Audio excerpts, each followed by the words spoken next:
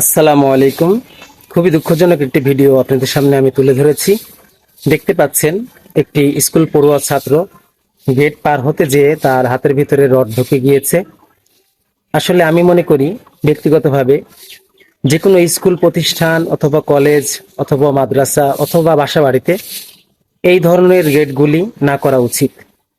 কারণ বিশেষ করে বাসা বাড়িতে ছোট ছোট বাচ্চারা থাকে এবং প্রাইমারি স্কুল বা প্রি ক্যাডেট যে স্কুলগুলি আছে, এই স্কুলগুলিতে যেসব ছাত্রছাত্রীগুলি পড়াশোনা করে তারা কিন্তু সবাই ছোট। তাদের কিন্তু এখনো বুদ্ধি হয় নাই যে এখান থেকে পার হতে গেলে যে কোনো ধরনের দুর্ঘটনা ঘটতে পারে, এ সম্পর্কে কিন্তু তাদের কোনো ধারণা নেই। তাই আমি ভিডিওটি দেওয়ার একটি উদ্দেশ্য, সচেতনমূলকভাবে সবাই যেন এই ভিডিওটি দেখার মাধ্যমে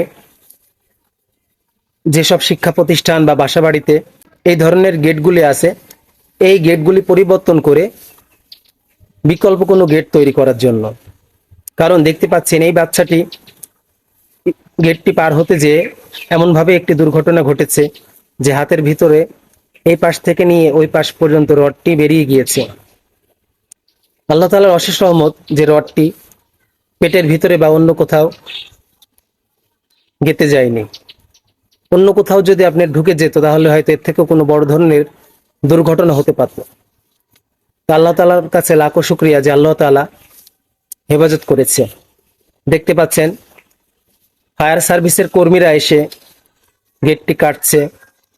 এখান থেকে কাটার পরে হয়তো কোনো মেডিকেলে নিয়ে যাবে, অপারেশনের মাধ্যমে বাকি রডটি বের করবে। আপনারা ভিডিওটি দেখতে থাকুন।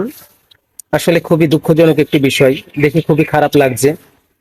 আর এই ভিডিওটি আমি সকলের সামনে দেওয়ার একটি কারণ, আপনারা যেন সকলে একটু সচেতন হন। আপনারা যেন সকলে সচেতন হন, বিশেষ করে যাদের বাসা বাড়িতে এই ধরনের গেট আছে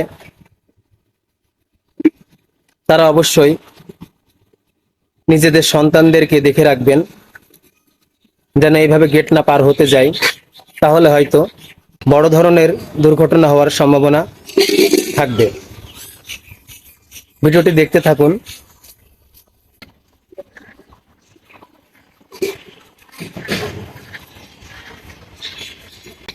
প্রিয় বন্ধুরা, সচেতনমূলক এই ভিডিওটি যদি আপনাদের কাছে ভালো লেগে থাকে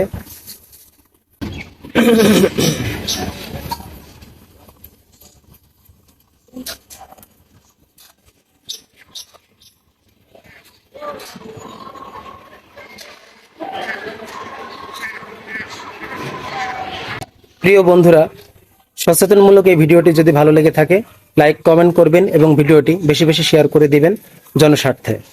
সকলে ভালো থাকুন, সুস্থ থাকুন। আসসালামু আলাইকুম ওয়া রাহমাতুল্লাহি ওয়া বারাকাতুহু।